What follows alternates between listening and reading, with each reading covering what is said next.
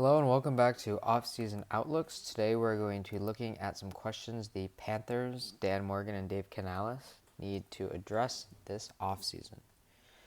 My main theme for this Panthers offseason is that they need to go all in on Bryce Young and see what they've really got. They exercised his fifth-year option. They didn't give him the big extension yet. They need to figure out if they're going to do that next offseason this year. It's a common theme in the NFL at this point. It's either you have a star quarterback that you're willing to pay 20% of your cap value to, and the rest of the roster is just going to have to circle around that player. Think of the Buffalo Bills. Think of the Baltimore Ravens. Think of the Cincinnati Bengals. Or you can be a team like the Seahawks and have a Sam Darnold who is, don't get me wrong, a very good player, but it's really the roster around him that supplies most of the talent. The superstar, the superhero, the Josh Allen is not at the quarterback position, to say. The Panthers finished this year at 8-9. They snuck into the wild card. They put up a really good fight against the Rams, surprisingly. They had the 18th rated PFF offensive line, 21st rated PFF defensive line. Dave Canales made the interesting decision to give up play calling duties to Josh Idzik, their offensive coordinator. That's coming off a season where they went from 16th to 31st in passing attempts, 20 yards downfield. Listen, the NFL and NFL offenses are run on explosive plays. It's the most important metric for offensive success. So if those downfield passing attempts aren't there, especially with deep threats on the roster like Tetero and McMillan, it makes sense. It makes sense to give out those duties.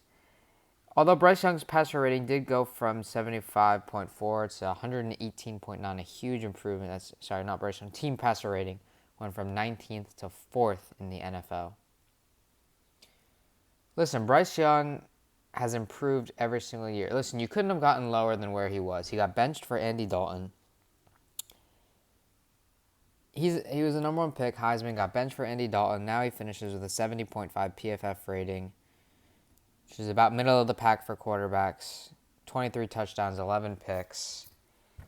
And he brought the team to the playoffs. I know they had a losing record, terrible division, but he showed a lot this season, especially considering they went in the draft last year and decided to spend a first-round pick on a weapon to see what they could get out of Bryce Young, and he responded positively to that.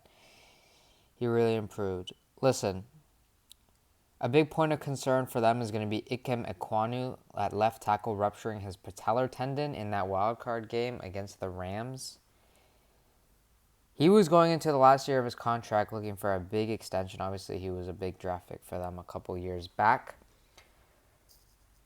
My concern with this is that this year's draft, especially where the Panthers are picking at 19, is rich in tackle talent.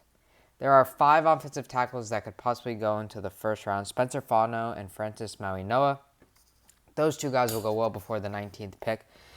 But even after that, the Panthers will probably have their choice of 3 really talented tackles that I think it would be a mistake to pass up on just because they think that they have Ikem Ekwonu waiting for them to come back.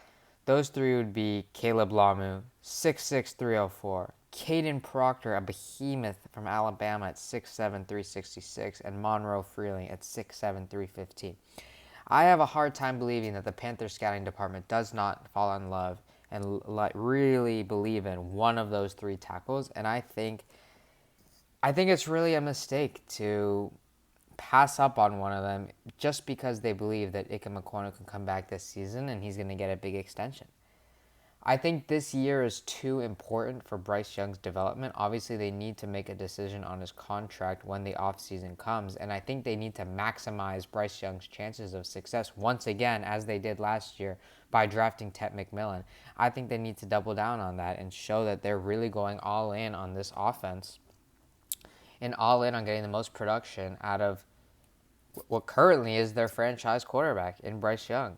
They need to know if next year they're going to need to be looking at taking another swing at quarterback or going after a free agent. As we know, the quarterback resurrection, we're in the age of the quarterback resurrection now with Daniel Jones and Sam Darnold. these are decisions that they're going to need to address. With about $13 million in cap via over the cap, that's 19th in the NFL. I think they need to cut Ashawn Robinson. Listen, he's had production, no doubt, but he's 31 years old. They saved $10.5 million, only taking $2 million in dead money by cutting him. They extended Derek Brown, who's been one of their only redeeming draft picks of the last couple years. They gave Tershawn Wharton a 3-year, $45 million contract at the position. Cutting him would bring the cap total to about $20 million. And this brings me back to the draft pick. Because you could argue that with that pick, hey, you want to support Bryce Young. Yes, taking a left tackle could give support, but look what the Patriots did last year with Will Campbell. Wouldn't they have been better off with taking a weapon, with taking Tet McMillan, with taking a wide receiver?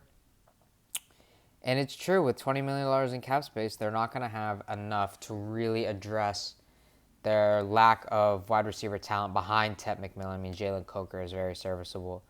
But $20 million is not enough for George Pickens. It's not enough for Alec Pierce. So you might say at the 19th pick, they're also going to have a selection of weapons that they could choose from. Kenyon Sadiq, Casey Concepcion, Denzel Boston. But listen, I think that this draft is much deeper in wide receiver, and I think you can get much than tackle. And I think you can get a lot out of a second-round receiver, a third-round receiver. Tackles, as we've seen in the NFL, unless you're really picking a tackle in the first round and you're getting one of those top 5 guys, you're really not going to have a tackle that's going to come in and have immediate impact. I mean, look at last season. The top tackle taken, Will Campbell's, they're talking about moving him to guard after the struggles that he's had. So you really want to get your guy at tackle. And I really like a lot of the second-round receivers in this draft. I mean, you talk about Jeremy Bernard from Alabama, Chris Brazzell II, who's a physical beast from Tennessee. Malachi Fields is a huge contested catch receiver out of Notre Dame. Elijah Surratt, a gritty receiver. And I also think that there are some free agent wide receivers that they could look to sign. I really like Romeo Doubs from the Green Bay Packers. They do have enough cap space to sign him. I think that he could really round out their wide receiver room. I don't think it's a must for them to take wide receiver with that 19th pick. I do think they should be aggressive in taking a wide receiver in the draft. But with that 19th pick, I would take a left tackle. They have right tackle secured. Taylor Moton, who is awesome, will be under contract until 2028. I think the Panthers take a left tackle. I think they get Bryce Young his production. They surround him with some more weapons during the offseason. And they see what they've got. They're in a weak division. We'll see if they can win it again. This has been Offseason Outlook. Thank you very much.